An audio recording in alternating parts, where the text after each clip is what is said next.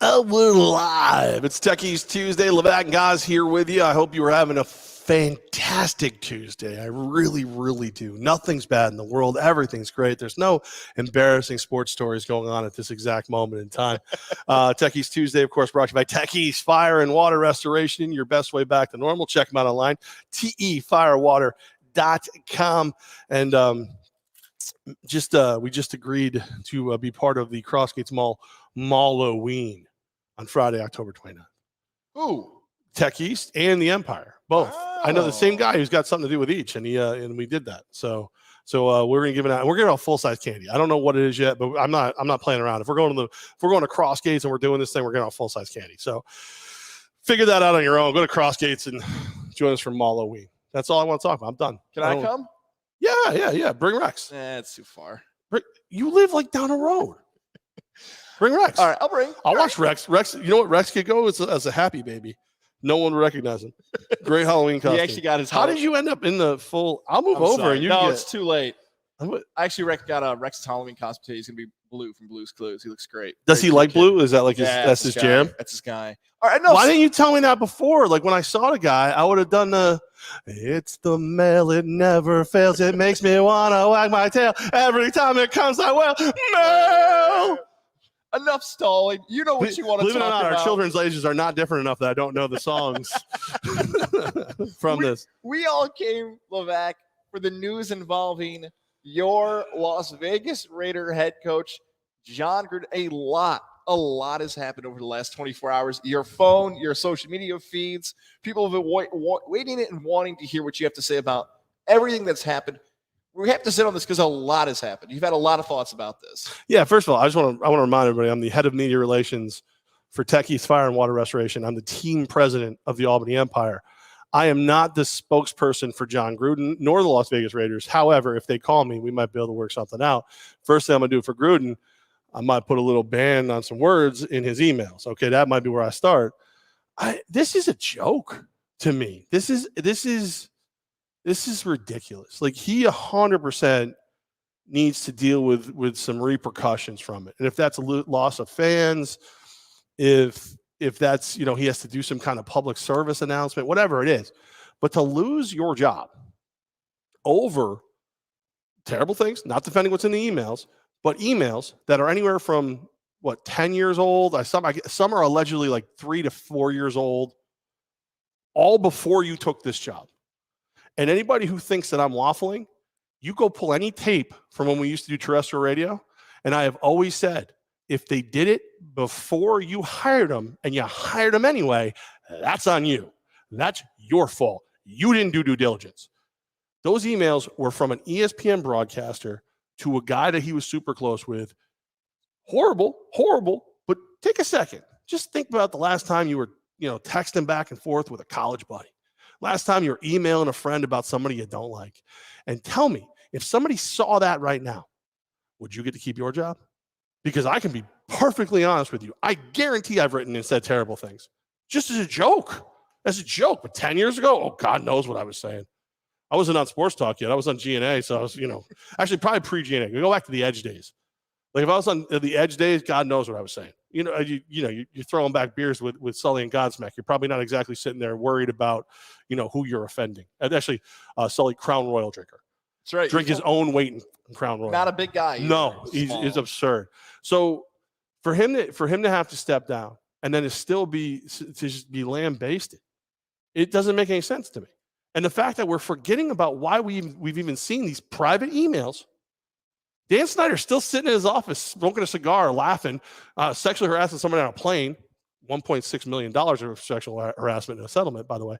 And he's still fine. He's still fine. Yeah, let's sit on that last part because that last part is on Dan Snyder on a plane. I'm sure he'd pay extra for it. It's been glossed over by a lot of media members. So it's frustrating at this point of how often it's been glossed over because of, like you said, the Washington football team is being investigated by the NFL.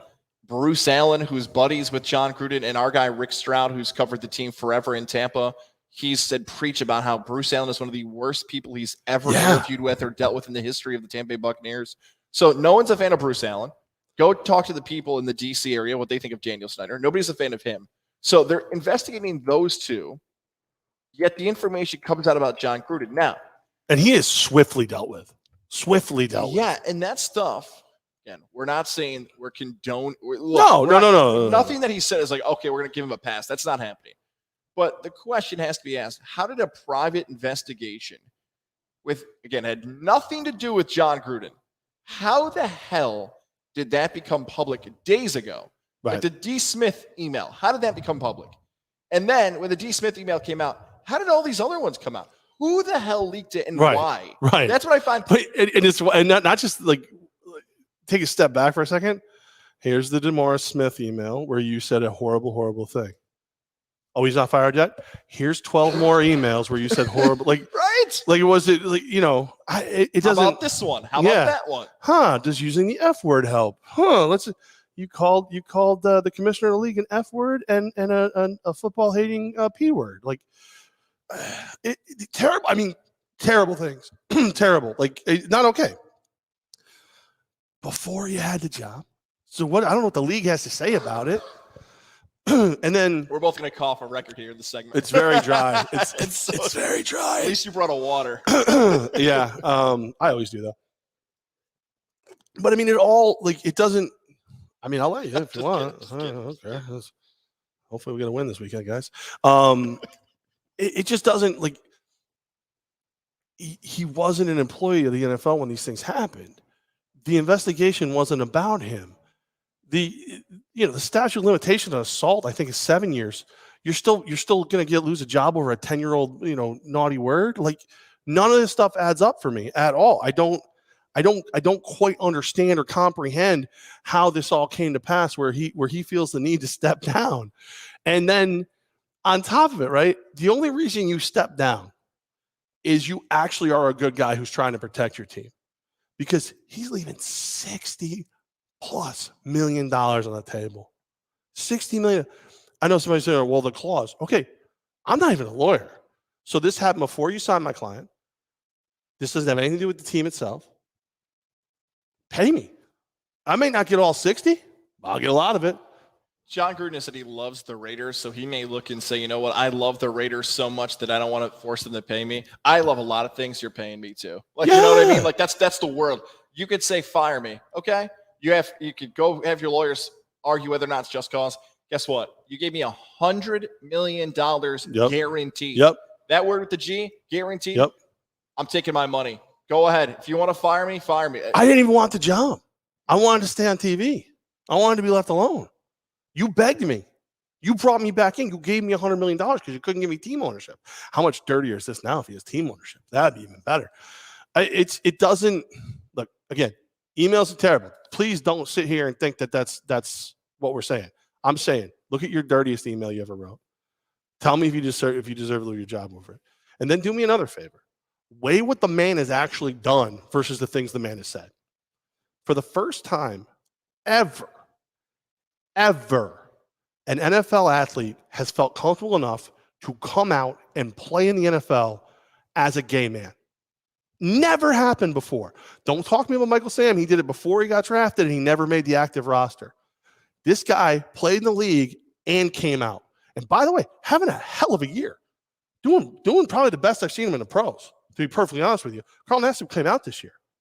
So somewhere along the line, I got to believe the head coach is fostering some kind of environment of inclusion that made him feel like it was a safe time to do it. So let's keep all these things in our minds. Let me ask you a question, guys. Real talk. You're a head football coach. Do you want to be the first head football coach to have a gay guy on your team? I don't think it would matter. Okay, you're asking, is that like something to brag about? Like, oh, look, I was the one who did it. I guess. And I just wonder from that perspective. Is it a distraction? No, not. I would think it would be, for most of the times, it's a distraction. Most of the time, it's a distraction. You know what I mean? Like, it is. It is a distraction. Do I want guys kneeling for the anthem? No. Do I want anything other than football if I'm John Gruden? John Gruden lives for football. Lives for it. Mike Schenectady said it was the racial remark. Mike, the racial remark came out first. He kept his job. He coached on Sunday. It was when all the other stuff came out that he had to back down. So it's not that. It's all of it. It's all of it. It's all of it. And he didn't have to step down. He stepped down. Urban Meyer's getting co-edited all over the place. No, people are talking on stepping down. He didn't step down. It goes back to the real questions. I'm glad you and I didn't do the easy thing that most people have done throughout the world of sports talk and media today of like what John Gruden said in those emails was wrong. It was. No shit. Like we all got that covered. Like Levack Right. had kind of taken this to another level. What I'm more fascinated by and what you're getting at here is that how the hell did this become public?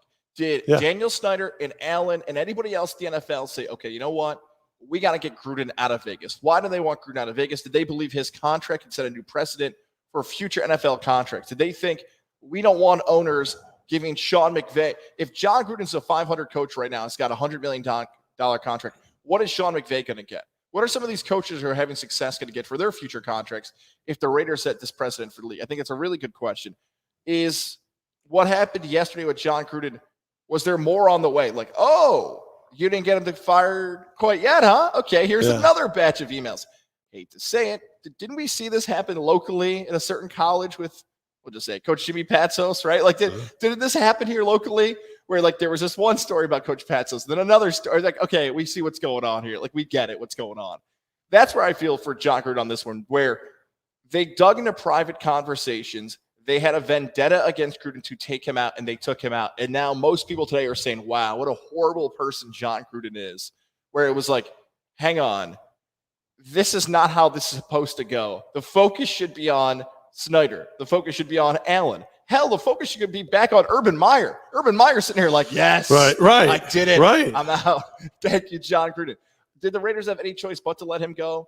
No, Financially, remember, they didn't because he resigned. According to reports, he has resigned. We'll find out financially, but that seems to be what's going to happen. That's what happened. I don't know, man. And look, let's be perfectly honest. You lost to the Bears. He got beat up by the Bears.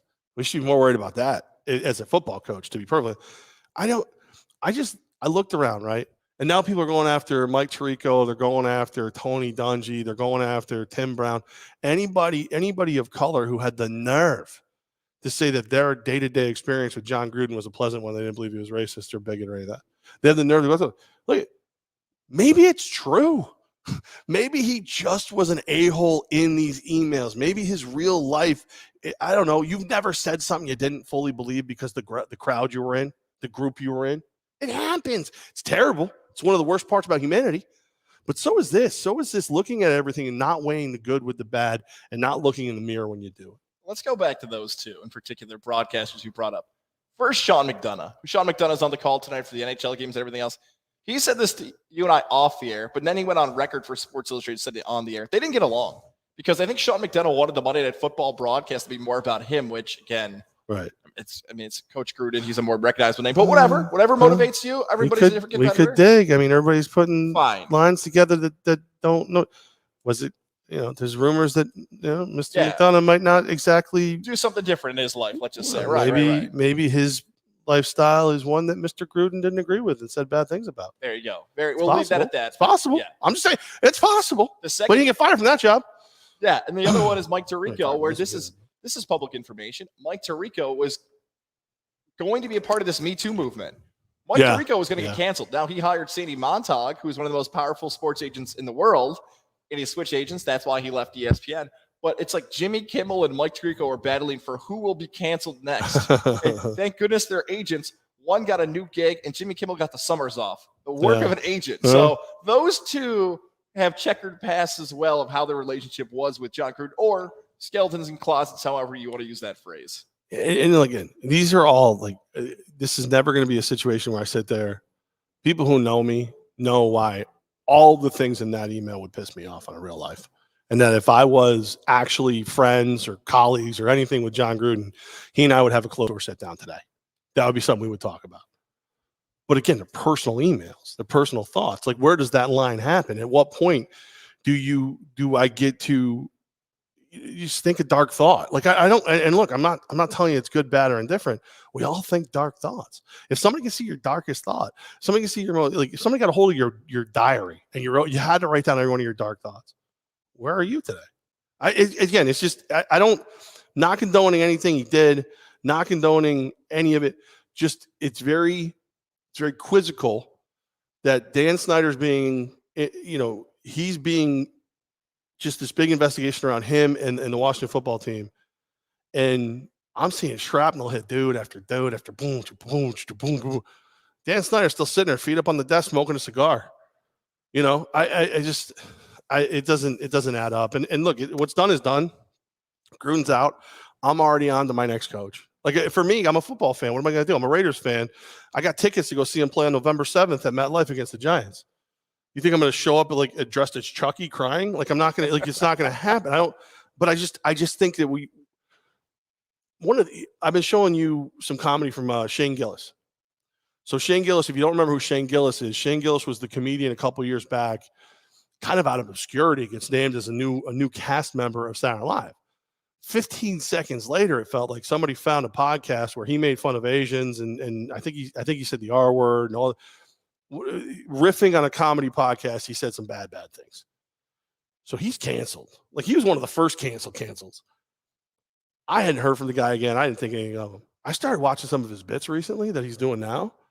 They're dirty. Careful, don't play him around. make sure there's no mixed company or anything like that. But he's hysterical. And I listen to him talk about the cancel. He owns it. Hey, no, I said it. I did those things. I did whatever. But like, he's leaned into the curve now. But comedy is one of those things where you say things to affect that response of uncomfortableness and things. Is sometimes how you get to laugh. Guy gets canceled before he ever gets a chance to do anything. Saturday Night Live didn't even want to get rid of him. They're like, Lorne Michaels, like, well, if you believe the stories, we'll wait it out. It'll be fine. It'll go away. It didn't go away. Everybody wanted their pound of flesh. People have probably done the same routine. I'm nervous. Like, I keep thinking of what's the old quote? First they came from the communists, and I said nothing because I wasn't a communist. Then they came for the unions. I said nothing because I wasn't a union. Then they came for the Jews. I said nothing because I wasn't a Jew. Then they came for me, and there was no one left. And I know this is not that level of seriousness. Like, I'm taking it to a whole nother level. But there's going to be a point where anything you say is going to get you canceled, and there's nothing you do about it. Whether it's scooping ice cream at Ben and Jerry's, doing what we do, or being a football coach, it's going to get you canceled. Dave Chappelle, in his most recent, what he believes to be his last Netflix special, said, I'm just going to say what I want. If this gets me canceled, it gets me canceled. And then of course, people went wild. He said, if this is what canceled feels like, I'm all about it. I'm okay with it. Yeah. So he just leaned in and said, like you said, with comedy and other things out there, look, Gruden was trying to be drawing a reaction out of people within his friend group, he thought. And that's why he said it. He was very dumb to send it in a way in which it could be tracked like an email. Again, the way in which he was speaking should not be how people speak in public today. Shouldn't happen. The terms he was using should not happen.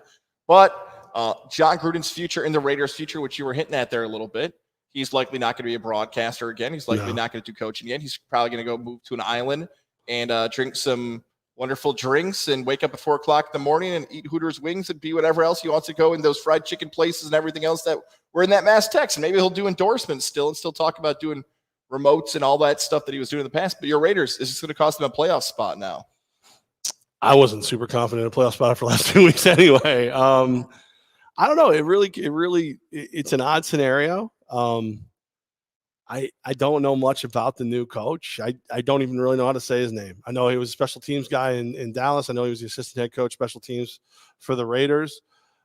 You've got head coaches on that staff. Marinelli's on the staff. Gus Bradley's on the staff. You've got leadership. You've got leadership. You've got talent.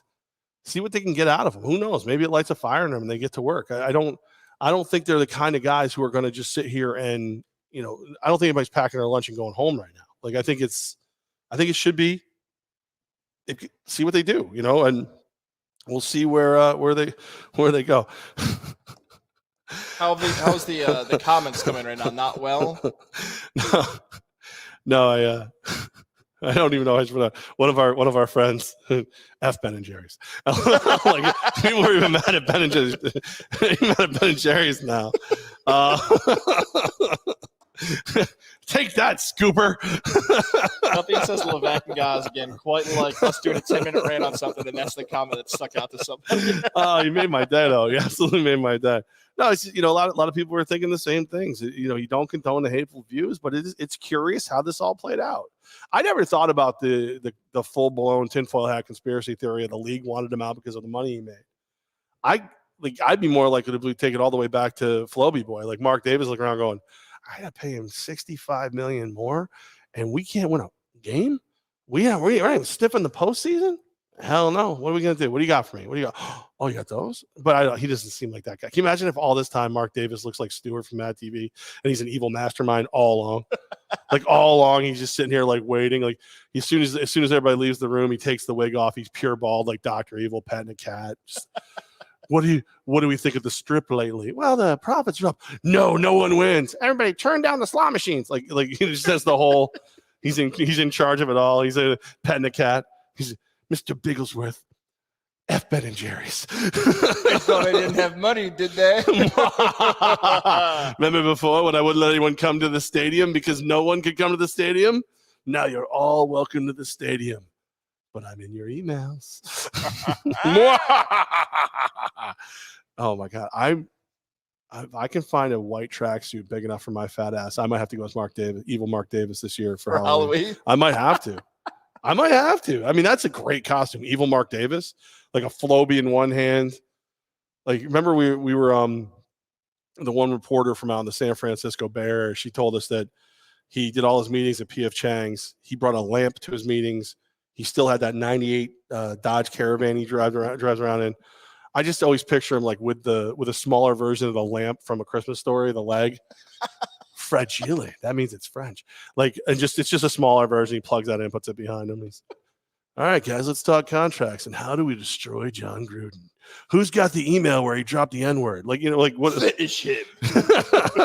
Oh, that lip comment wasn't enough. Well, what about when he called Goodell a P word and an F word? I'm wringing his hands. All right. You good? I'm good. I don't want to talk about How about that we do this? Tell us about our friends over at the Integrated Sleep Center while I run out to my car and grab sunglasses. Okay. I would love to do that because, I think ahead. That's what I do. I think ahead. That's why I called 518-885-6185. I had the 2-night at-home sleep study, got the mouthpiece to help me sleep, and it works perfect. Keeps the airway open. It's a mouthpiece. It's simple. It is easy. It works great. Goz forgot his keys and ran all the way outside, and I don't know where they are. So, look, the machines are getting recalled. This is happening. That's happening. Mouthpiece still working great. Again, easy to clean, easy to use. 518-885-6185, the Integrative Sleep Center in Boston Spa with Dr. Fred Dreer. You can go get your glasses. No, go get them. I don't know where your keys are. That's why I couldn't open the door. I saw it when you got out there. I wish I was quick enough to turn the camera. I feel bad because I thought I had enough screen for both of us. Only shade for me though. Actually, wait a minute. You know what? I think I have my ear. You want to use these? Oh, look there you go. Use my shades. I forgot they were in here. Oh, you look cool. Look at you. What's it like to be me? Stevie Wonder over here. But no, seriously, the Integrative Sleep Center changed everything for me. We got a couple of our friends now that we're here and are having sleep apnea issues. And it never ceases to amaze me that they'll sit there and go, I just don't know what to do. 518-885-6185. 518-885-6185. Dr. Fred Dreer, the Integrative Sleep Center in Boston Spa, helping me sleep better. They'll help you sleep better too. That's all there is to it. And Dr. Fred Dreer would never say F Ben and Jerry's. He's just too nice of a guy. No, I wouldn't. Mike Skecki, nice shades. He likes them. Oh, he likes thanks, them. He thinks they look good. And then he said they should sit Saquon for the rest of the year. I don't know what that. How could you? He is injured, Mike. Did you see his ankle? I thought it was done for the season. That was nasty. I don't know. I mean, it was gigundous. Like he's a giant with ankles before that play. He has a giant ankle after that play. That was like Matt Woods, director of sales for the Albany Empire. Check him out. M Woods, Albany Empire, NAL.com for tickets, sponsorships, or anything else. Matt Woods.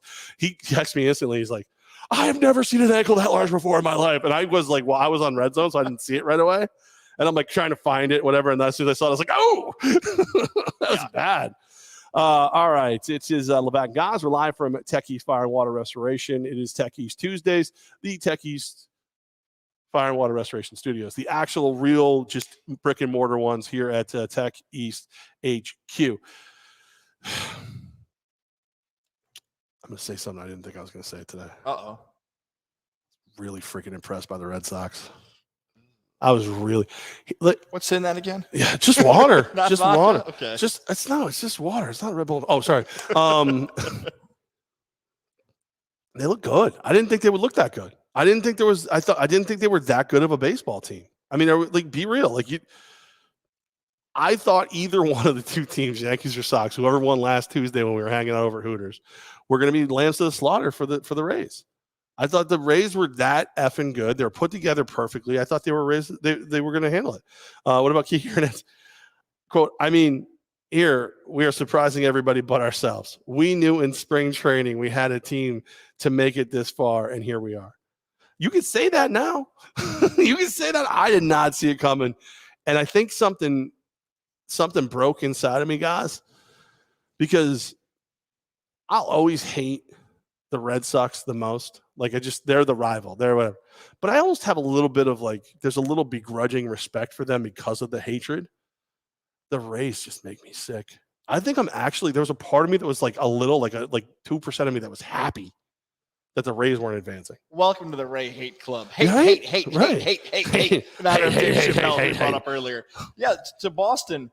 Look, what's happened with this Red Sox team, like you said, I think the Yankees or Red Sox too would have been able to test Tampa and potentially been an ALCS team. But let's talk about what Boston. I thought Tampa would have eaten either one of them, though. I really did. I didn't think either one could do it. What Boston's been able to do as an overall franchise here in 2021. Two big things. One, they brought back Alex Cora, who coached, when you rank the all-time great Red Sox teams of all time, that most recent World Series championship Red Sox team is the best. Now, the legacy of that is tainted because of Cora and everything that happened. And it would be hysterical if we found out years later the Red Sox found a new way to cheat. But they could always be asked now because Cora has been busted with a cheating scandal. So the bring back of Cora has helped. The second thing that I've really thought about, and Yankee fans in particular may not like the way in which they did this, but it's something very interesting for the future of the Yankee franchise. Let's remember what Boston did. After the Red Sox won the World Series, within that 12 to 20-month span, they blew up the roster. Yeah. Mookie Betts is gone. The impact players that made that team a World Series championship contender, they blew it up. They kept some impact guys. Xander Bogaerts still part of the team and others, but mostly the most important guys were a part of that Red Sox team. They said, bye, see ya, we're going to start from scratch.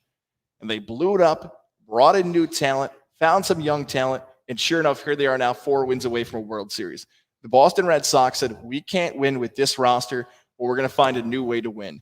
And they did it. Now, I bring up the Yankees for this point. Blowing up a roster and starting from scratch does not sound like a method Brian Cashman or the Steinbrenners or Yankee fans would be used to. That you'd blow out a team, especially a team that over the last 3 seasons has averaged 98 wins in the regular season.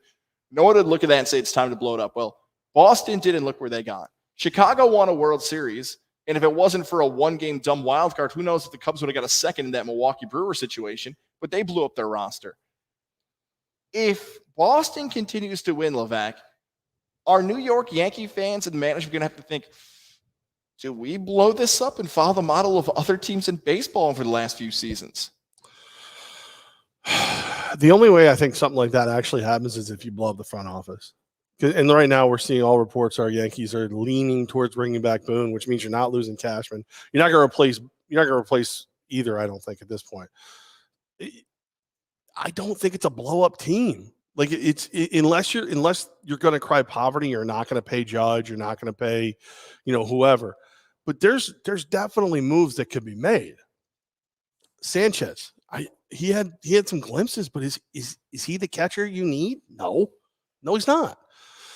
Higashioka had some seconds. He's not the catcher you need. Go get me a catcher. Go get me a badass catcher. I don't know if you have to promote one from the minors, whatever it is. Give me a badass catcher. I love Glaber to death. Is Glaber going to get back to what we thought he was going to be, or is he going to keep playing like doo-doo? Like, there's moves that could be made. Look, Zach Britton is in that bullpen. I think you're a different team. Aaron Hicks stays healthy, you're a different team. There's a lot of things that make you a different team. But the biggest problem with the Yankees for me is still the fact that I just don't see the spark plug. I don't see the thing that fires them up. When you got a guy like Hernandez saying, we knew we could do this all along. You got a guy like Cora who's lighting these guys up. He's getting them fired up. I think whatever free agent the Yankees sign, if you're going to keep Boone, and I don't know how I feel about that. I kind of want a new shiny toy, but I also don't want to be stupid for once. If you're going to keep Boone, I think you got to go find a veteran to add to this team who is going to push everybody in the right direction. Maybe a full year Anthony Rizzo. I feel like Rizzo kind of brings that to a degree. I don't know, but you need something because they don't play with the same passion the Red Sox do right now. Yankee fan would not look at this like Patriot fan in the NFL would look at it, or even other baseball franchises would look at it. There are teams in baseball for the last 20 years that if you got too good, you are not going to be on that team. From Giancarlo Stanton to Christian Yelich to Manny Machado, you know the list of players that played on bad franchise or even at some points competitive for. Like Baltimore got deep at one point with Machado. Well, Eva Longoria, she went from Desperate Housewives to Tampa Bay, and then she just had the big hit for the Giants. That's right. She looked great. You get the point of some players will not stick with their franchise because that franchise will not pay them, and they'll go off and get paid somewhere else. The Yankees don't have that. The Yankees are under the mindset of if you are good for us, we're going to do everything in our power to keep you. Right. Which out loud sounds like a great method. Like, hey, if we've got good players, let's be loyal to those players. They were loyal to Aaron Hicks. They gave him a new contract a few seasons ago. They gave DJ LeMahieu a contract. They took on Stanton's contract. We're going to run through it. You get the idea of the players they feel loyal to. Brett Gardner, how many years in a row did we do Brett Gardner is going to leave the Yankees? Like, it just hasn't happened. So the Yankees and Cashman, like you said, have been loyal to guys, and that's been the organization, and those are the guys we're rolling with. Well, Yankee fan, if you want to get frustrated and say, hey, this is the team we rolled with, we haven't won a World Series. Can we get new guys in here? Right. That's how some people could think about it. Monty, you can always just do this. That's I a forgot we could do that. Yeah. Struggling today. Unofficial president of the fan club. I don't know. Is he still now that we're a podcast? Yeah. Why not? He said, all I heard was blow up the Red Sox. I'm game. Willing to be an alibi, too. So just so you guys know, if anything does happen to Fenway Park or the Red Sox, we were with Monty. I don't know what we were doing, but we were with Monty. Luckily, I had sunglasses on it. No one knew it was me. Well, I would probably have those back on because they're mine. What? No, you gotta. I don't know how much I'm going to watch because I don't even care about the Red Sox. The ALCS or baseball playoffs in general now? Yeah. I mean, Ian Anderson was on the bump last night, 5 really strong innings. I watched that. Felt good about that. Was happy about that. I just don't care. I don't care. I'm very busy with all the nonsense going on in the NFL. Very busy with that. Love it. You got Urban Meyer getting booty shaking dances and God knows what else. You got John Gruden, like putting on a fake mustache and being evil John Gruden from 10 to 5 years ago. A lot going on. A lot to do. You and I are both baseball fans. We love the storylines. You mentioned even give credit to the Red Sox. Fenway Park, man, watching a close game with those home runs and walk-off hits, the fans that pack the place, it's cool baseball moments to relive 15, 20 years from now like they did back in those early 2000 days. But the lack of storylines is not for me here in Major League Baseball, at least the early rounds. I told you before we hit the air, I said, I've tried to carve out time to watch some games, but the reason as to, it's postseason baseball, that hasn't been a good enough push for me. Here's a great example, right? Giants and Dodgers played last night. Late night game. You got the two best teams record-wise in baseball, it feels like. One of these teams could go on, whoever wins the series, one of the great rivalries in all of sports. Like Giants and Dodgers have been great teams the last 15 to 20 years. 1-0. Are you going to stay up till 1:30 in the morning on the East Coast to watch a 1-0 baseball game? That is a hard sell, and that's what we got last night. I don't know how many East Coast fans were excited about it. Plus side, they usually go by pretty fast.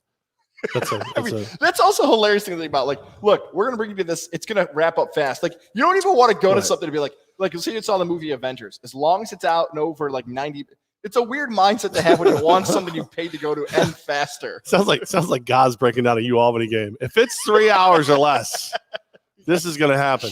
The only drama that I was hoping for was Houston still cheating.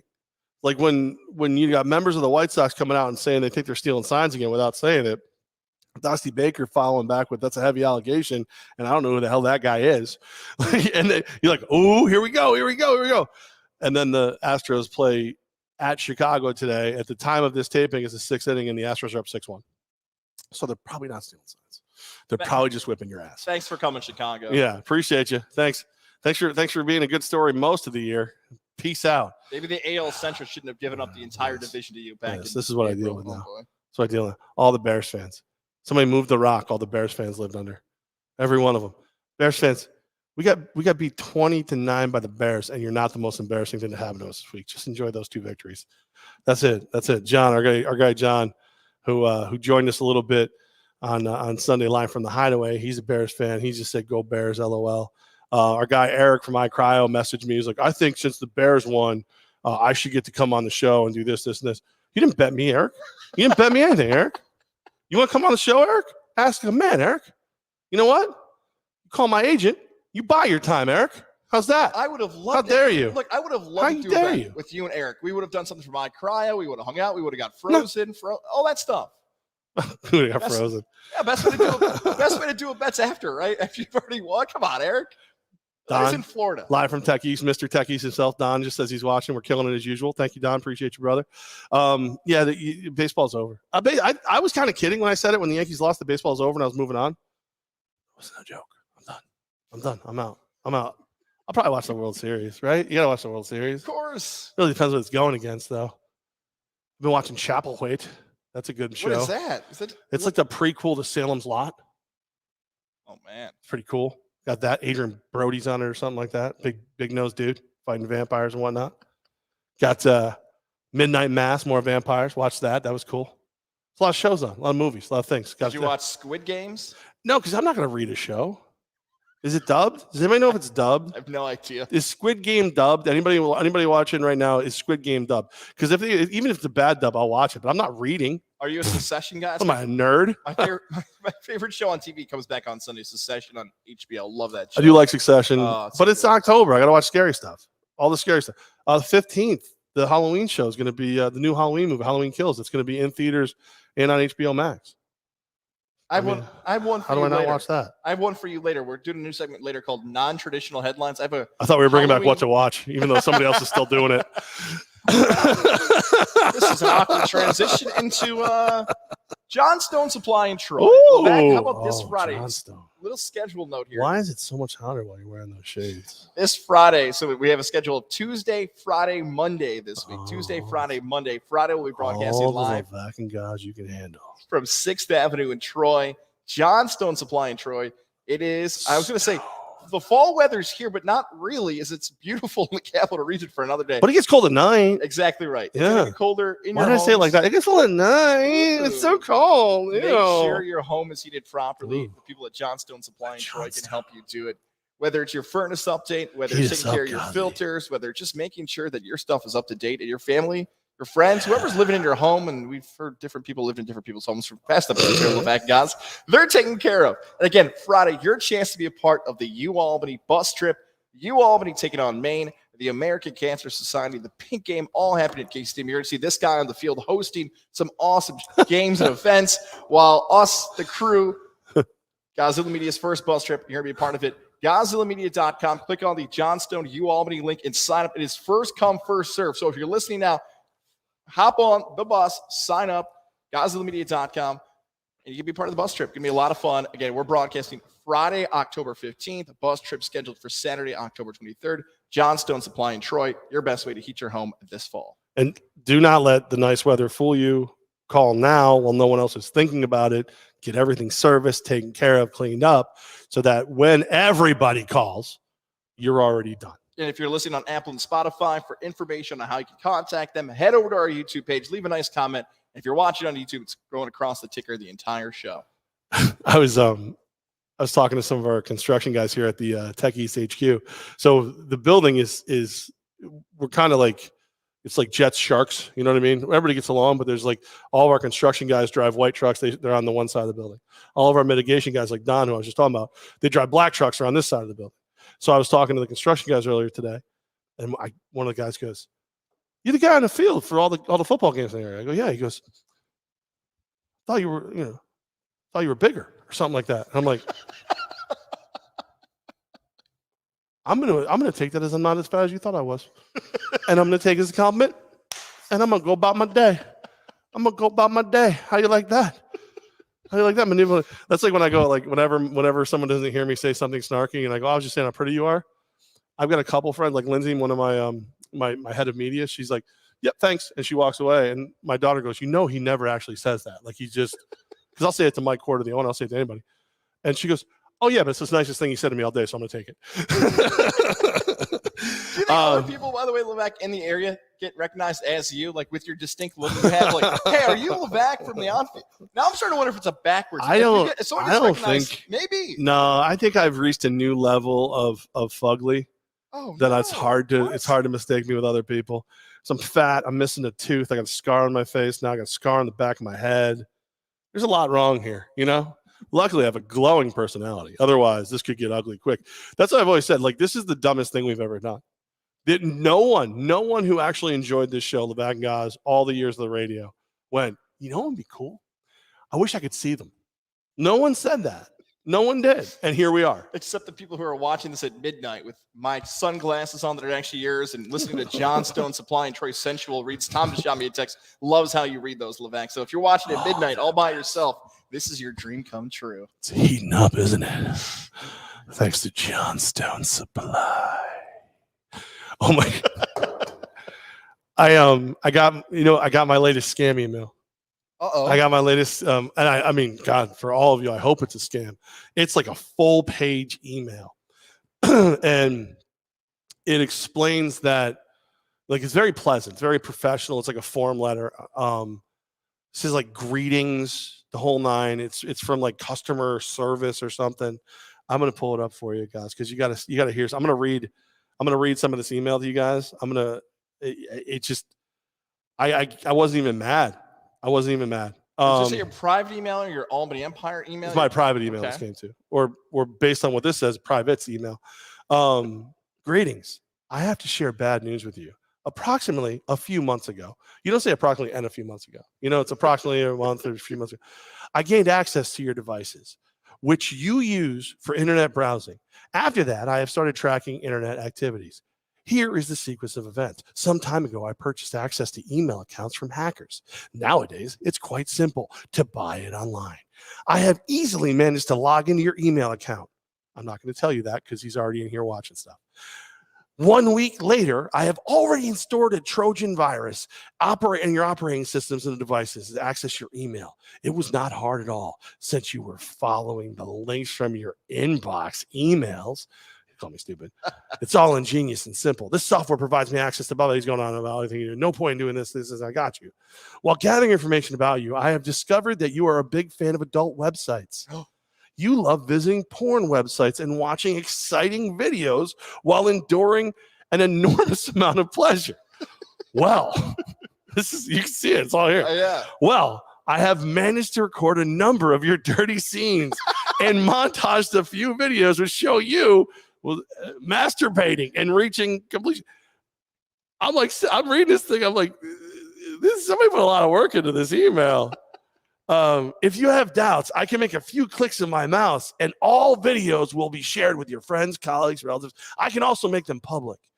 And it says, considering the specificity of the videos you like to watch, parentheses, you perfectly know what I mean. It will cause a catastrophe for you. Wants 1 Bitcoin. That's it. What's that, like 60K? Yeah, 60,000. Wants 1 Bitcoin from me to stop people from seeing me, punching the munchkin. Goes on to say I have 5 days from when I open the email. So I replied, I'm broke. Start the clock, you pervert. So I think you should all hope this is fake more than I should. I don't care. I mean, I don't think anybody's looking at me going, I really want to know what his O-face is. Like, I feel like most people are already going, I think if that shows up in your inbox, I have a feeling you're deleting it faster. Like, you're going to walk around with the sunglasses on like Goz, just hoping to never see anything again. It's going to be like Bird Box. If you saw that thing, you'd go like, whatever. So I think it's better for you guys if it's fake than if it is for me. This is where I hope like the rainbow comes behind your head. The more you know. Dude, and these things, like, I'm just like, and the guy's like, don't bother trying to, do this. Don't bother trying to do this. And Mike is connected to, ew, what are these websites I don't want to avoid? Apparently got it through my email. I just happened to find the websites. You know the website, Mike. Don't even, yes. Even you spend. Mike, we share the subscription cost. I mean, come on, we're internet Eskimo brothers, for Pete's sake, Mike. Don't act like you don't know. Google that term if you don't know what it means. Yeah, this is taking a turn. We are no longer brought to you by Tech East, and we're no longer brought to you by Integrative Sleep. Johnstone's supply still thing because Tom Yeah, loves it's too this late guy. now. He did that to us. Yeah, he's got nowhere to go but down with us. Yeah, so there you go. So if you happen to get an email from someone that says they have pictures of me doing that, you probably want to delete that. There's not a lot to see. I'm Scottish. Well, back as bad as that email was and as fake as it was, what wasn't fake was the Week 5 NFL action. We can start with Monday Night Football if we want, because it seems as if the Ravens, your daughter's favorite team, the team that you've invested in a few times, put on a great performance last night at the end. One of the greatest comeback in Baltimore Raven history. Lamar Jackson has put his name back in the MVP conversation. We'll start with that before we get to the not-so-rapid recap. What do we make of Baltimore's come-from-behind victory? Is it a classic comeback?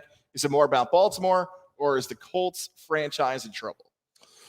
I think it's actually more about Baltimore, to be perfectly honest with you. I think they've got something going there. I mean, Lamar Jackson's biggest detraction has always been his accuracy downfield.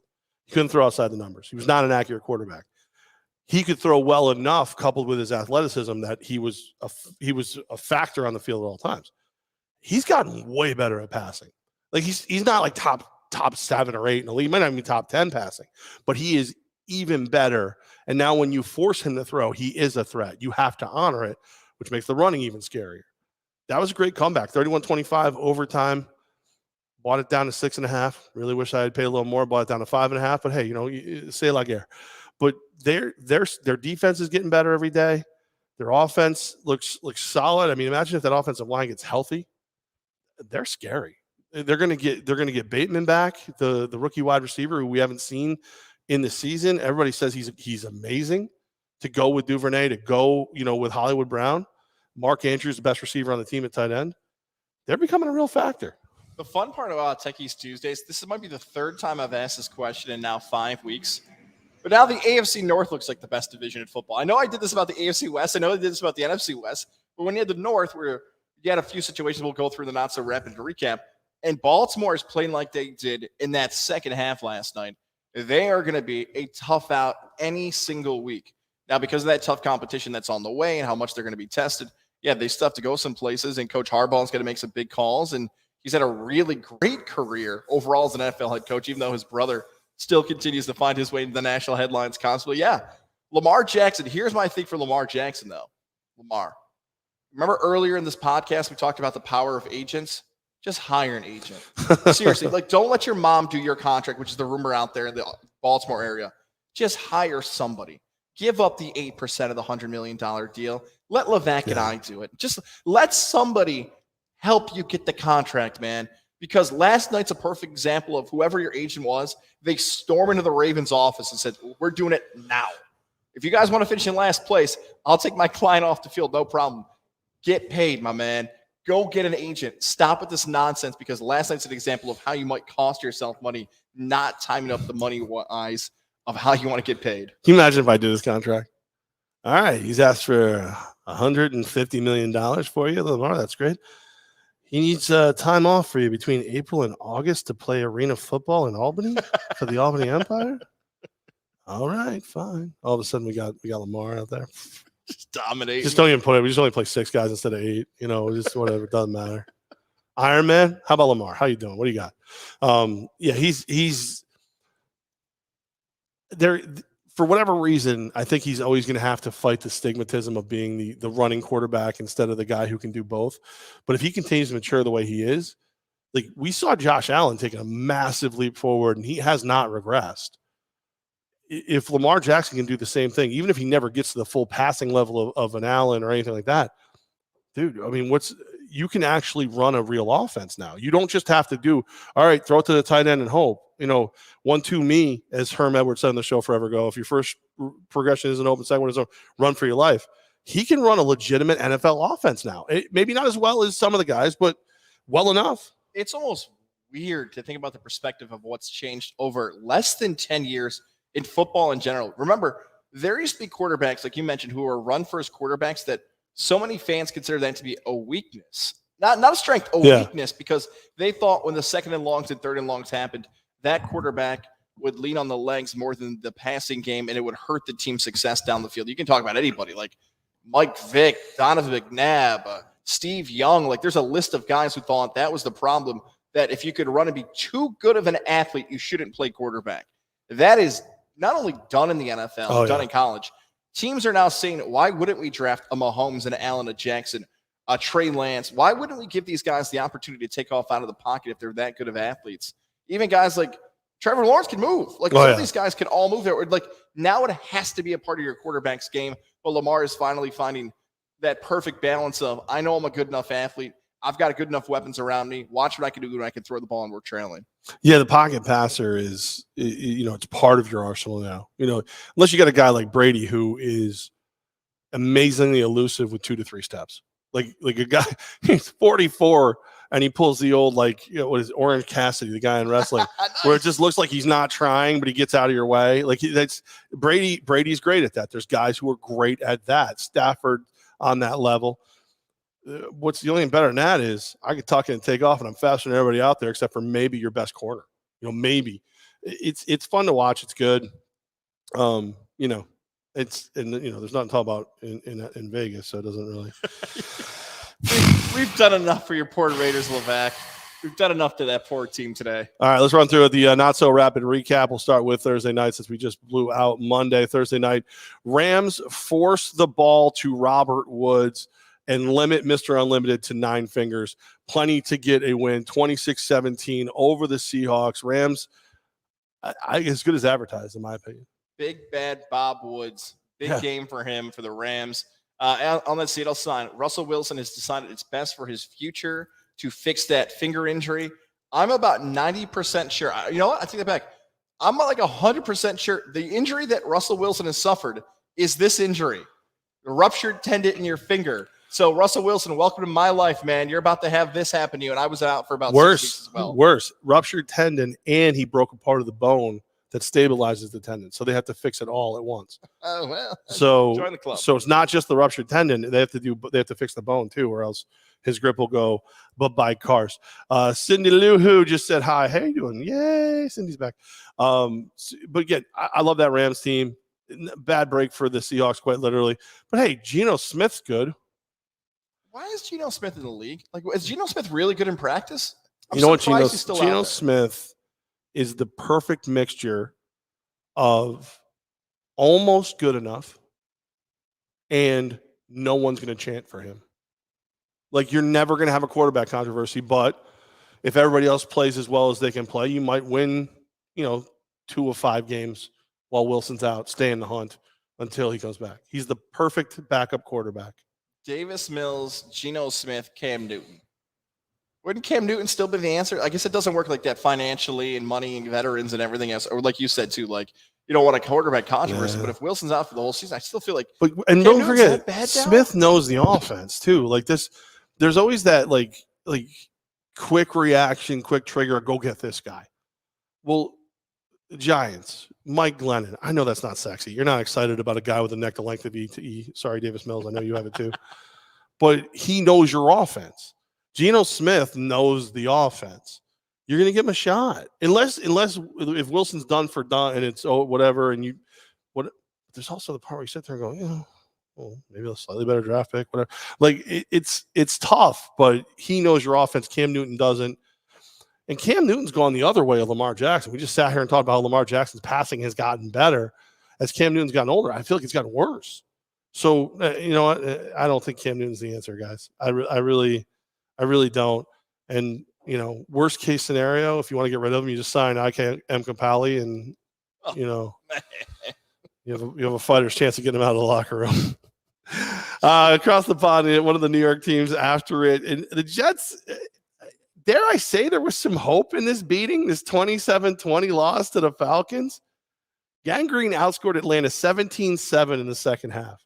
They played like dog poop in the first half, but there was a lot of that second half. I had to go back and watch it later because we were live at the Hideaway, and the TV was behind us. I think that there's members of this Jets team, the running back Carter. You got, there's moments, there's flashes of Zach Wilson. Sims gets everybody excited Mims. I'm sorry, not Sims. Mims gets everybody excited when he catches the ball, to the point where Mekhi Becton, who's not even with you, is tweeting out, unleash Sims. Mims. I keep saying Sims. I don't know what's going on. Maybe it was Mekhi Becton's fault. Maybe I blame Becton. At his size, no, it was my fault. It was totally my fault. There's you can see where you're going. You're not getting there this year, but I think you're seeing that Saleh's got it. I think you're seeing there's potential in Zach Wilson. I think you're seeing that there's guys who are going to come along and get it done. There were so many times in that game, like you said, where we both went back and watched it after that. Okay, Calvin Ridley's not playing for the Falcons. All right, the rookie tight end Pitts, will he step up? Okay, he did. All right, Jets players, here's your opportunity. Make a play, get it done. This is a team you can beat. You just kind of waited. Yeah, all right, who's it going to be? Who's it going to? And the plays the Jets made were so much deeper into that game than Atlanta. If New York can piece together a whole game, and I know Jet fan, you feel like it's been like 10 years, maybe longer, that a Jet fan could be waiting for a team to just play good from the kickoff to the final whistle, then you're great. But I haven't seen like even the Jets piece together a good half. Remember the first 4 games of the season, they never got into the red zone? How does that even happen? Like, it's insane. So, look, like you said, I'm with you on this. The Jets feel like a college team where maybe at the end of the season, they're going to show some things. They're going to finish 5-12 and be like, all right, they played their best football in December, which is usually what you want if you're a playoff team, not a professional team. I think there's like, you're going to see like a minute or two more each game where they play like a pro team. Like a minute or two more. It's just a minute or two more. Because you're shorthanded. You're not where you need to be. But you're getting there. Love the pick of Elijah Vera Tucker. Mike Fiscaglia just reminded everybody he was the top rated offensive lineman of the week. Played the best out of everybody. It also probably doesn't hurt. We'll jump around a little bit just to tell this part of the story that Sam Darnold looked terrible. Sam Darnold looked god awful. 3 interceptions, 3 sacks. The Eagles defense made him look like he was seeing ghosts as the Eagles come back, beat the Panthers 21-18. You stay alive, you hang in, you make a big comeback. Meanwhile, the X has a terrible day. It almost was one of these scenarios where we were watching the Panthers and even looking at the Panthers week 6 match. They got another tough matchup on the way. I thought, what the hell happened to Carolina? They're the hottest team in the NFL. They were playing better than anybody. And then Christian McCaffrey. Right. Okay, that does make some. That's the biggest difference. If McCaffrey's out there both as a threat, running the football and catching it out of the backfield, how much different is this Carolina Panther team playing? McCaffrey is showing why fantasy football managers, even though McCaffrey missed 85% of the season last year, he was the number 1 running back. Injuries don't matter. His impact on the field is being felt right now in Carolina. If you're a fan of field goals, you did not love the Green Bay versus Cincinnati game. Mason Crosby looked the worst I think he's ever looked, but they get it done. Green Bay wins the thing 25-22 in overtime over the Bungles. That's all I got.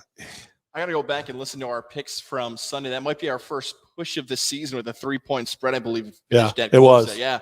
So, as you said, it's Crosby, McLaughlin for Cincinnati. Nobody can make a kick. Across the board there for the Packers, I know A.J. Dillon had a better game. Aaron Jones. All right, same thing with the Bengals. Like, Samaje Perine had to come in and outpace Mixon, but Perine's now on the COVID list. As interesting as that is for the Bengals and Packers and Mason Crosby, feeling like Vinatieri right now, like a couple more, and Gostowski as well, like a couple more for a veteran kicker, man. It's been a nice career. You might be done after that, especially with the playoff scenario coming up and all that coming later in the season. That game was more about what the future is for both franchises than those kicks. There was a moment leading into Sunday that I thought Minnesota Vikings, Detroit Lions, stir the echoes. This is going to be a shootout. This is going to be a fist fight. Jared Goff's tiny little hands are going to go crazy. Kirk Cousins is going to yell, "You like that?" or something, pretending he has personality. He's not a homicidal maniac. What a nerd. It wasn't a great game. 19-17 Vikings beat the Lions. That's all I got for you. I got nothing to add to it. I'm bummed about this game because I didn't realize for those people who play survivor pools with their friends and coworkers, whatever it might be, how high the number was, at least the pool I play in, of how many people picked the Vikings. Yeah. So if the Vikings lose, I don't know if it's as high as 20% like I saw in my pool, then it would have been huge for survivor picks. Dan Campbell. Love that guy. Man Campbell. In the post-game press conference of how bad he felt about the loss, man. His players have to love him. I just wish they could win one because that team has some heart. They're just not good enough right now to make the plays they need to. Again, it's very similar to kind of like what you're talking about with the Jets, where what'd you do? Oh, my turn. Man, I nailed the first one so good on the cough button. The red. You only hit the red one. The red. But then you hit the green too. No, you can see, and it's weird because I didn't think Dan Campbell I thought it was going to be like a sideshow freak the whole season. But he's got a lot of skill, a lot of experience on his coaching staff. You said it, players love him. They're fired up to play for him. He doesn't have anybody. He doesn't have his team yet. He'll build his team as he goes, and then we'll see where they end up.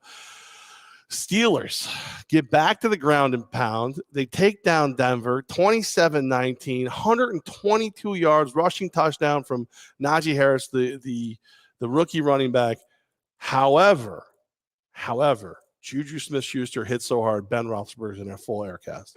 No, Ben got lit up. Juju got lit up. Juju's done for the year.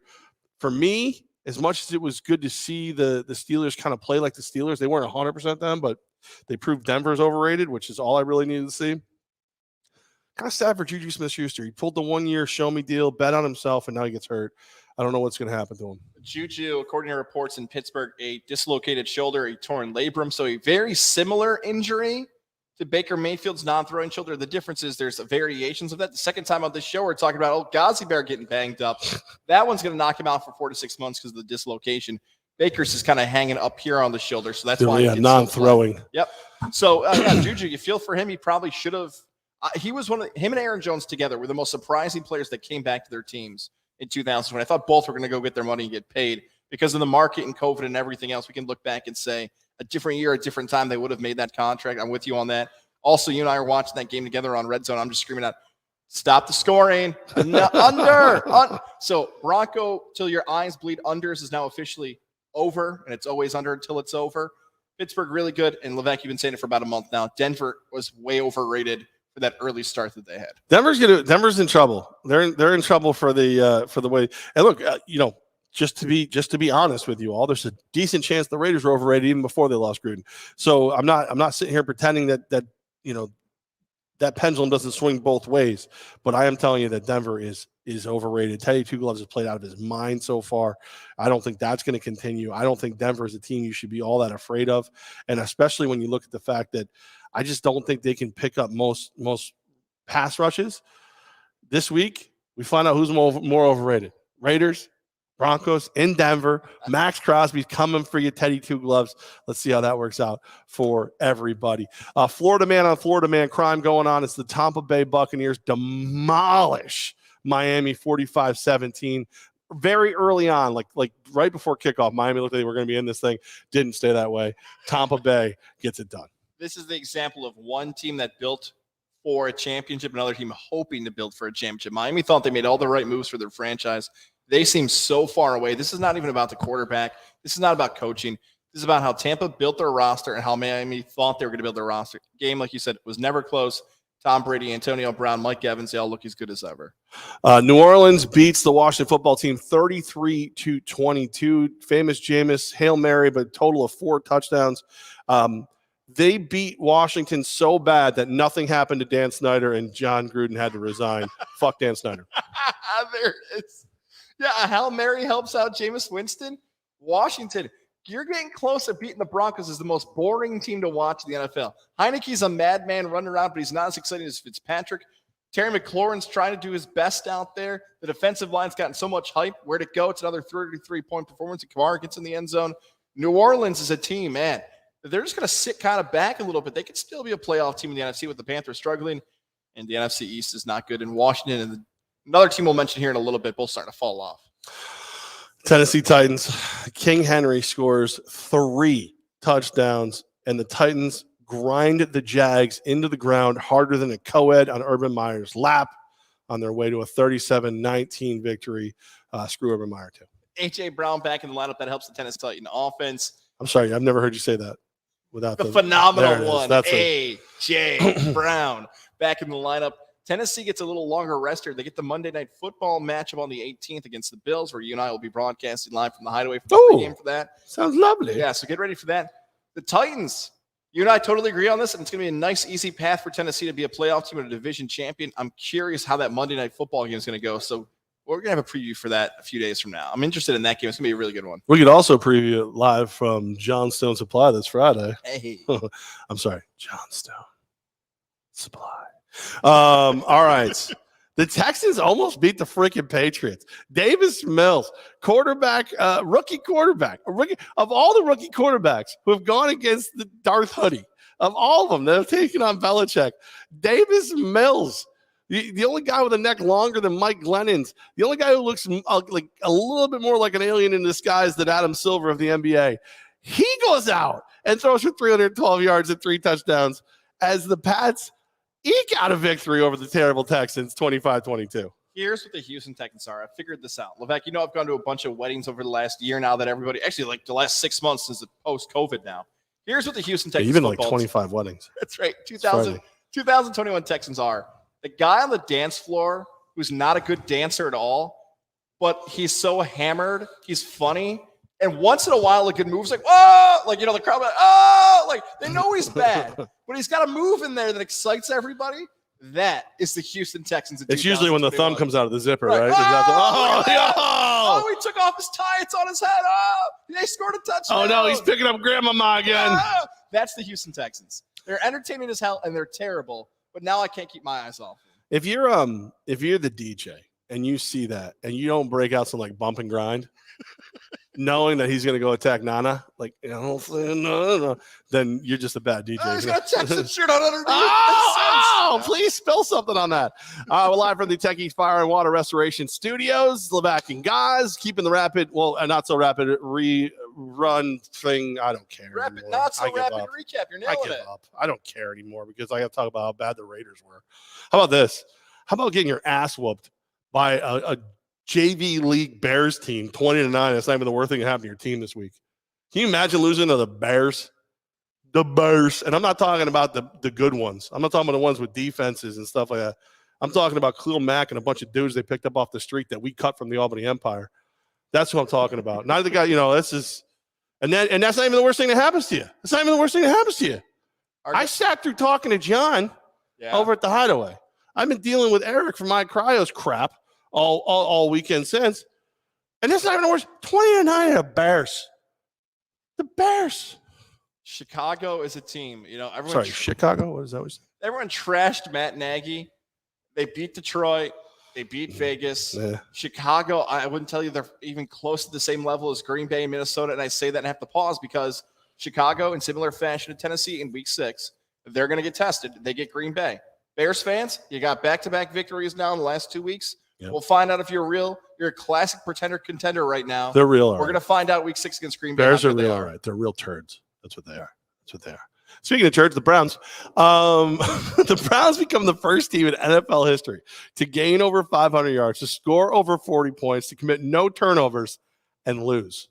It has never happened in the history in the Super Bowl era. Over 500 yards of offense, over 40 points, no turnovers, and you lost 47-42. All right, I'm going backwards instead of frontwards for this game. What I mean by that is Baker Mayfield has a chance at the end of that game. Baker Mayfield tossed 2 Hail Marys. The last one in particular is right on. Where the hell do the wide receivers go? You got Odell Beckham Jr. Where are the wide receivers running the routes the right way for Baker? That Browns team, Kareem Hunt's really good. Nick Chubb's really good. Yeah. Offensive line, really good. David Njoku. I don't have anything bad to say about Cleveland. Here's the story on the Chargers side. You and I have had fun about this for years. How back for Charger football, it was Phillip Rivers on the red zone, trying to have a comeback. Scott Hansen's yelling and screaming. Rivers puts him in the end zone, and the Chargers jump off sides or lose an onside kick or throw a pick. Like the Chargers would find the most ridiculous ways to lose to make an entertaining game somewhat on a Sunday, and Rivers would lose. That is not the Chargers anymore. Mm-hmm. They are going out in the fourth quarter, in particular that entire second half, and they are beating teams. Herbert's unbelievable. He was not this good in college. I don't know where he came. He is the hot girl in high school that 5 years later is like, are you sure it's the same girl? Because that is not what I remember her being like. And Brandon Staley, that is his name. Say his name like Meatloaf and Fight Club. His name is Robert Paulson. Brandon Staley killing it for the Chargers right now. Yeah, I can't disagree. John, our guy, watch your mouth there, buddy. The Bears are going to the Super Bowl. LOL. Whoa. Yeah, they better hurry up and buy their tickets. It's hard to get a group of seats that big together because they sure as hell ain't going to be on the field unless they're doing halftime. Maybe they're background dancers for Eminem now. Who knows? All right. Cardinals remain unbeaten. 17-10 victory over the 49ers. Extremely boring game. Niners come in with what felt like half their roster. But listen, it's very difficult to stay undefeated, to be the only undefeated team. I can't take anything away from the Cardinals. I really want to. They get it done, 17-10. Kyler Murray continues to play really well. DeAndre Hopkins is almost quiet now, and he can still make some phenomenal plays on the outside. That physical catch. Trey Lance, I'm not convinced is good. Trey Lance, he was a classic example. Can we say yet? Yeah, it's fine. Like Trey Lance tried to make some plays in that game where he didn't look for his wide receiver, just took off and ran. You could do that at North Dakota State. Can't do that in the NFL, and he's going to have to learn those things. So the Niners overall as a team, yeah, they still got a lot of talent. Injuries seems to be every year for San Francisco. Mm-hmm. And Arizona continues to say, why aren't we the best team in the NFL? We're the only undefeated team, like you just said. Speaking of injuries, Giants lose everything. They lost the game 44-20. They lost their quarterback to a concussion. Their running back to an ankle sprain. Their wide receiver to a knee injury. Not a great day for Big Blue. Again, Daniel Jones tries to play man football, but he does it in a dumb way, dives headfirst into another helmet. He's gone for who knows. Could be back this week, whatever. Saquon Barkley's ankle is so large. How large is it? It is so large that they're going to put a Great Dane shirt on it. It's going to host the on-field events at the UAlbany games this weekend. And then Galley. I don't know Kenny Galley. I don't even know what's wrong with him. I know his knee hurts. There's no information. How long he's out? When's he coming back? Is whatever. So the Giants, little sign of life. And then a MASH unit. Somebody said this to me on Sunday night. They're like, man, you guys are so good on social media. You got all your stuff up there. And then I went to social media on Sunday after the Giants game. First 3 tweets. Time to fire Judge. What a terrible game by Judge. Giants should be embarrassed, especially Judge. I'm like, did you even watch the game? Did you hear anything Levack just said about they have nobody out there? If we want to criticize the coach, we can do that. But when the whole team gets hurt, you can't be like, I don't get why they weren't good enough. I do. All their players just got hurt. That's the answer to that. So we can't blame Judge. The Giants are going to have a huge hill to climb up because this is pacing for another losing season. And I think it also says how good Dallas is. If we did like a power ranking thing, if you're a Cowboy fan, I know you felt it before, said it before, Dallas is a top 5 team, and you could make the argument maybe as high as 4. If a play goes that right way in Tampa, you might have somewhere between the Bills, Rams, Cowboys, and Bucks as your top 4. Chargers maybe 5. That's how high Dallas I would put them. Giants fans, I'm willing to help. I'm going to start a rumor the Raiders are going to hire Kellen Moore as their new head coach. I think that's what you need because Mike McCarthy's a turd. I don't think Mike McCarthy's getting this done. I think this is a mixture of Dan Quinn coaching up that defense, Moore coaching up the offense, and Mike McCarthy. He's there too. I don't feel like he's the guy. That team is just firing. I do kind of feel like it's like the SNL bit, but I feel like maybe the Giants didn't seem to have the same direction this year that they had last year. The defense under Patrick Graham doesn't seem as focused. The offense, listen, I know Garrett's vanilla and not very good, but they're really vanilla and really not good. Like they just didn't feel right already. I don't know what it is. I don't know if it's Judge. I don't know. I caught the but Danny Dimes looks great when he's not concussed. It was great to listen to the radio call of the Giants Cowboys because Papa's on there and Howard Cross is on there. And you can just hear them like 3rd and 7. Like, all right, we know you want the game to speed up. They're doing it's like Major League when Euchre's pouring whiskey in his cup, getting drunk. Here we go. All right, and then there's the New York, your only hope, Buffalo Juan Kenobi. Buffalo Bills look every bit the best team in football right now, taking out the Chiefs. KC, you got a big rainstorm, you got all this stuff going on. 38-20, avenging the AFC Championship game loss. I mean, if you told me right now I could have Buffalo or the field from the AFC, I'm taking Buffalo for the Super Bowl. Ooh, all right. I think Buffalo, LA looks like a fun Super Bowl. I know I took KC, but if I could have a mulligan, I would 100% put Buffalo in there for the AFC. Ooh, I want to get back to that, but I want to point this out first because I like games where both you and I are right. You called this as one of your picks for your predictions. You called the over in this game, and I told you be careful because I think weather's going to play a huge factor in the game. We were both right. Weather played a huge factor in the game. The game got delayed at halftime, and the over still hit. I got to go back to that question, though, about the Chiefs and Bills. We had said this with some of our early shows in the summer that Buffalo had built their roster to beat Kansas City. They did not go running back early in the draft. They said, how do we pressure Mahomes? How do we get after him?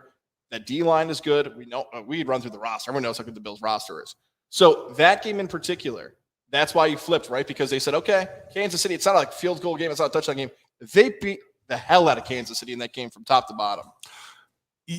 They beat everybody but Pittsburgh. And even that Pittsburgh game, you kind of look at it now and you don't see the same team. Like it was almost like one of those things where the Bills, did they buy their own hype? Did they say to themselves, like, we don't have to do anything to get out here and whoop up on these guys? And then Pittsburgh's like, no, we're still kind of good guys. We still have some pros out here. Calm yourself down. But ever since then, they're steamrolling dudes. Like, realistically, when do you think the next time Buffalo is going to lose? When's the next time Buffalo looks like they're even an underdog at all? Like, I have a sneaking suspicion Buffalo's going to be a favorite the rest of the season. So you got next week, you're at the Titans. That was supposed to be how many years in a row is the NFL going to do this bullshit to the Bills, where they put the Titans and the Chiefs back to back against them, two of the toughest teams to beat, and they keep throwing them to the Bills. This year, for the first time, those two teams are looking at the Bills going, "Why did you do this to us? So you have the Titans, Dolphins come to you, go to the Jags, go to the Jets, Colts could give them a tussle. Colts are going to play tough football if they're still somewhat alive. Go to the Saints, host the Pats. The next time the Bucks are the next time. So December 12th is the next time that Buffalo is going to be less than a 5-point favorite. And they might still be the favorite in that game. Even in Tampa, they might be the favorite. Crazy to think about that. Levack, I don't know if you got it up for you too. You could do that same thing you just did about Buffalo for Kansas City, where Kansas City is scheduled because of the questions in the AFC West. Look through Kansas City's as well. At Washington, at Tennessee, hosting what's left of the Giants. Green Bay comes to Kansas City. You can never rule them out. But then at the Raiders, Cowboys. Now they've got KC's got a way harder road. Is that at Cowboys or at KC as well? At KC. All right, so there's their big advantage. If those two games are on the road, I'm with you. So they're. But then you're at the Chargers. They got some. KC's got a harder road to hoe than Buffalo does. Yeah, they do. They do, and I'm okay with that. And also, Kansas City hasn't been as good as Buffalo this season so far. No, and the one thing I will say about Kansas City, keep an eye on them because they've been really dialed into what we've always known about Andy Reid and what we're starting to learn about Mahomes. They don't really care about the regular season. They just want to get to the dance. Once they're in the dance, let's go. You're moving Chris Jones around. You're going to play an outside. You're moving guys around. You're doing different things with your offense. People are trying to find a way to keep Tyreek Hill from getting downfield. They're almost the same thing that Belichick does to Tampa. People are trying to do to Kansas City. Hey, you want to go crazy between the 20s? Rock and roll. Have a great time. We'll see you inside the red zone. And we'll shut you down. You want 3? We'll give you 3 all day long. We're going to go score 7. So that's what I'll say with Kansas City. I'm not convinced that we won't still be talking about them towards the end. But Buffalo how do you stop them? What do you do to them? Bills Mafia, get ready. Get the tables ready. Buy the tickets to LA. It's going to be a good season for Bills fans. Get the tables. It says here preview sports weekend. Skip over that. You don't want to do that? We'll do that Friday, live from Johnstone Supply in Troy. Do you want to tell me about your beautiful ride out here outside of the Techies Fire and Water Restoration Studios? I do. I want to tell you about my pilot. Thanks to our friends over at Mohawk Honda. I want to tell you about my maintenance light being on. How great John is that when you and I will be broadcasting live Friday, October 22nd from 3 to 4:30. October 22nd, 3 to 4:30. You can see the numbers in my mind, right? Friday, October 22nd. It's like that scene in A Beautiful Mind, except for instead of everything going smooth, it's just like. The best part too is like the maintenance has a code and a number, and then while I'm doing this, I'm looking at my license plate as well. So it's just all the numbers. So you're overwhelmed. Mohawk Honda, Glenville, good people, good service. Trust when going through the car buying experience, people like Greg Johnson, Cam McKenna, the VIP man, Hot Sauce, the Harrington family, and more. Wherever you're listening in upstate New York, Mohawk Honda is the place for you. Yes. I found the protest flag, by the way, on one of the nicknames. So Cam McKenna, I think Cam McKenna's nickname, and I sent this to him, is Cam McKendu. Wow. You know what I'm saying? And he just said LOL, and I haven't heard it change yet, but I think that's a way better one. I know Brian McKenna, people have called him B-Mac for a long time, so his dad, that's fine. There's a lot of good nicknames that can be handed out over there. John Higgins, I want to call him John Safety Blanket Higgins because look at what he does for you. How about Big John Stud Higgins? All I remember about John is when it comes to you, John had been taking care of me. I think I had my Mohawk Honda like a year before you had yours. So I've learned John's the guy, right? Travis Horn over there, who's now at the Chevy store, and John, those are the guys. Goz gets parks as far away as humanly possible to get service done. John had just got his knee scoped. It was his first day back getting his knee scoped. Goz hands him the key, goes, it's over there somewhere. And John doesn't blink. He goes running after it. I'm like, Goz, pull into the freaking service bay. You honk the horn, they open the door, you pull into the service bay. The poor guy who just had his knee scoped doesn't have to go running across the parking lot to get your car. Never said, he goes back. I'm like, I'm yelling at Goz in front of John. John's like, nah, it's fine. Like, I'm good. Look, he's like jumping around. I'm like, John, don't enable him. Don't worry. When I text him before that show, I'll be like, hey, the maintenance light is on. And I know you told me to fix something the last time I came in. I didn't do it. And I don't remember also what you told. We will talk all about this Friday, October 22nd. Join us at Mohawk Honda. Enjoy the show. That's the time you can take advantage of the Kelly Blue Book offer. Get yourself a new ride, pre-owned or new. Hang out with us, Mohawk Honda, where they always go out of their way to please you. Great people over there for faux show. Corey, you just joined the show. Now he's asking if the Ravens are legit. Corey, I'm gonna do you a favor. When this post on Spotify, Apple, and all the other places, like, subscribe, rate, and pay attention.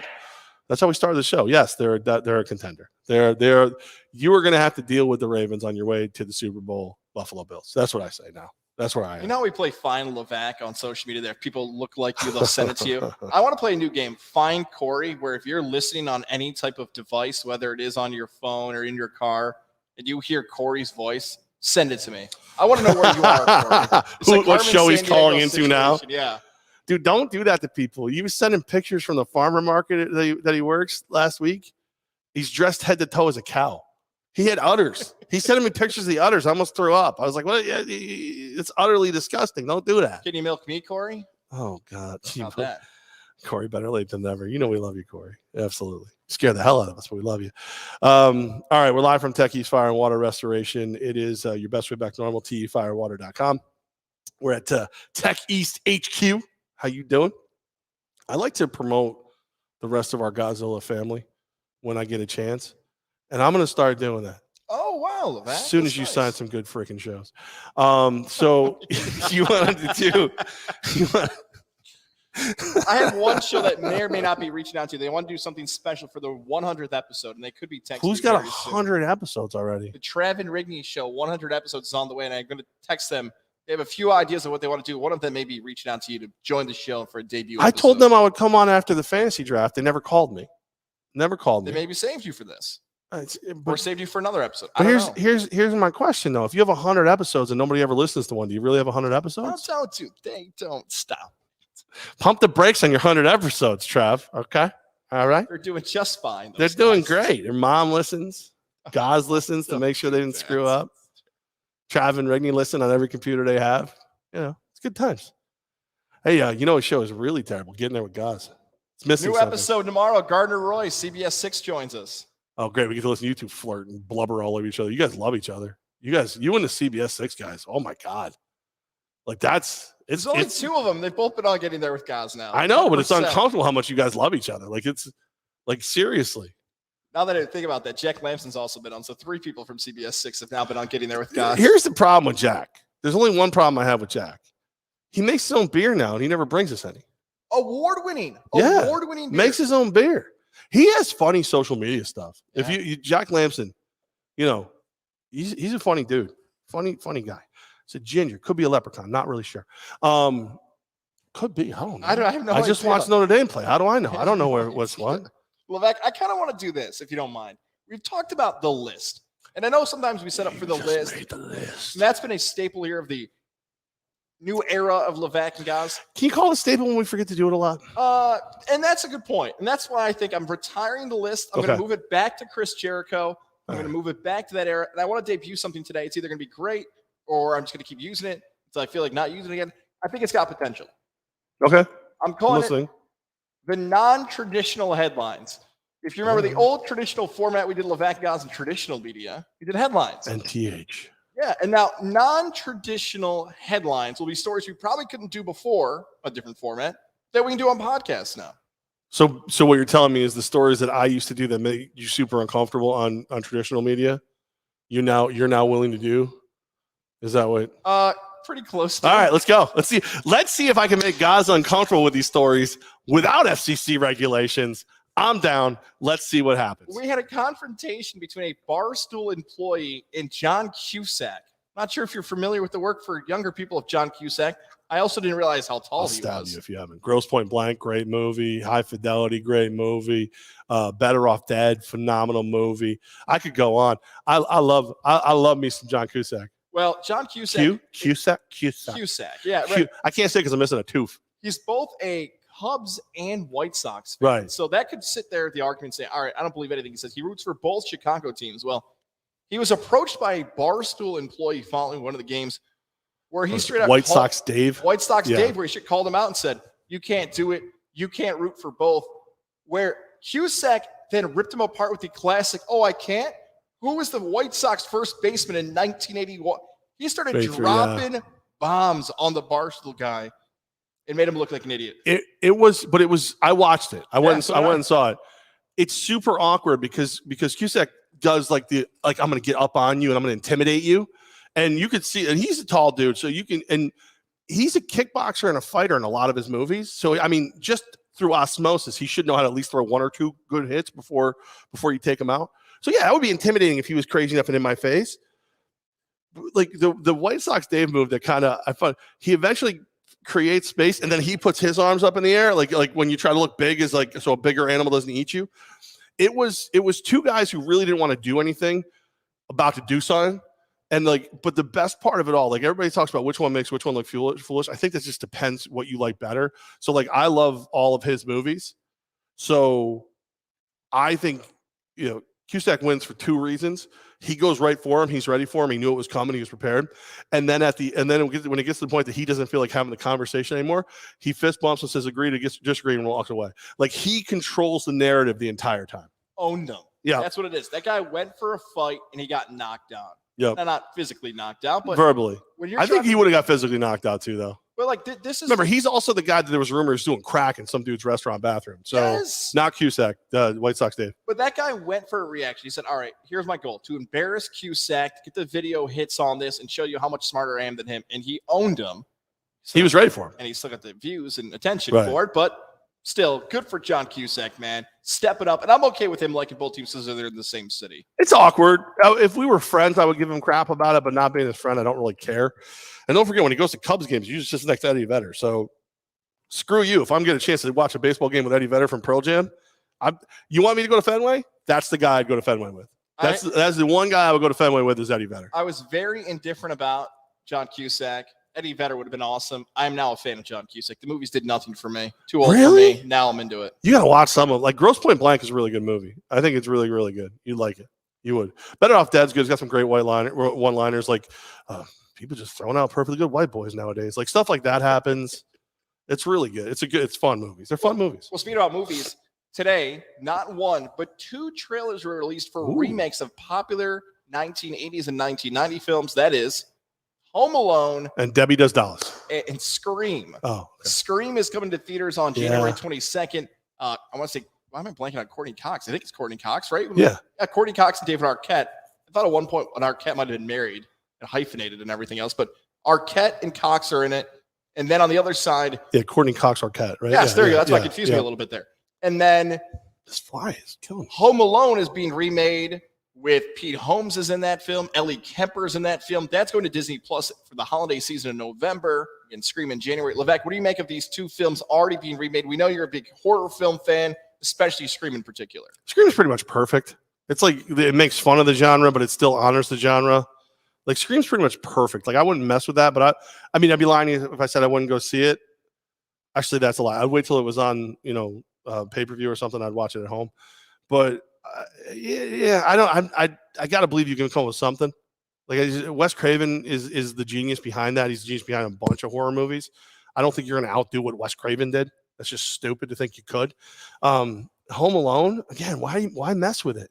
You've already made I think Home Alone 95 is straight to, it's still straight to Laserdisc right now. So you're not supposed to see it ever. But why mess with those two movies? I'll have to see. I'll have to wait and see. I think the Home Alone one is going to get destroyed more than the other one. Panned. Yeah, it's going to get buried. But that's Disney Plus has to give you something because people aren't subscribing because there hasn't been Marvel's What If was just on. There's not enough on it. People aren't. They got to start crapping out stuff. Yeah, and I'm sure like the audience of what they're going for is hard to figure out. Like if they just want to do that, just post the original one. But like you said, like there's some issues of where it should be and how it's getting scanned. I don't know.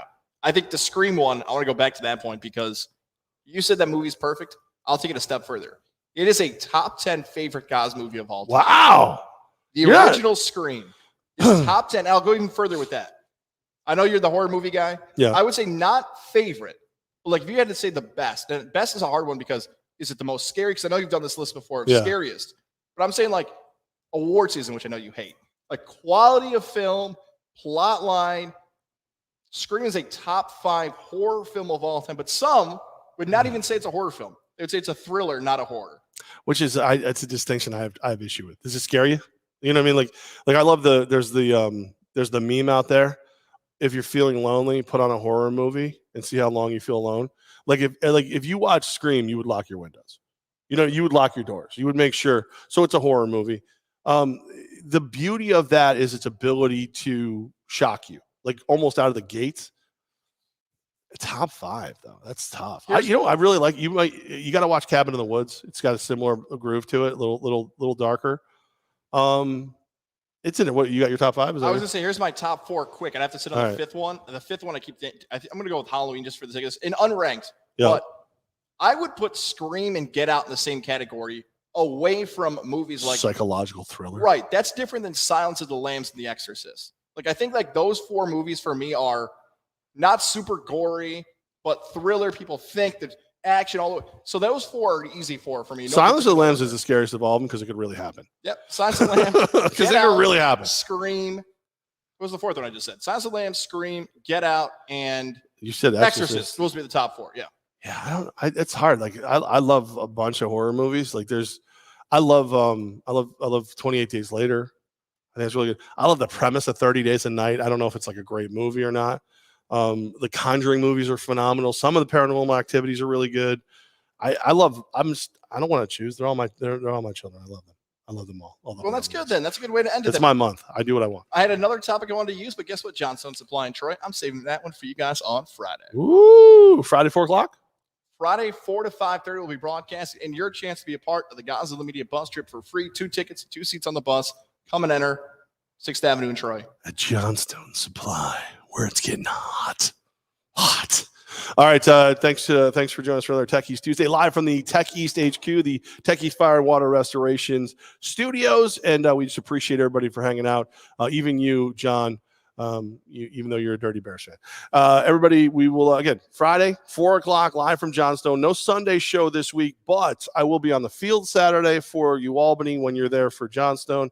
And I will also, the 2 of us will be golfing on Sunday from the Saratoga Lake Golf Club with the Hideaway, and then live from the Hideaway on Monday. But first things first, Friday, 4 o'clock, put it in your calendars. Make sure you're ready to go. Like, rate, supply, do a little dance, make a little love, have fun tonight. We will talk to you guys later. Thank you. Bye.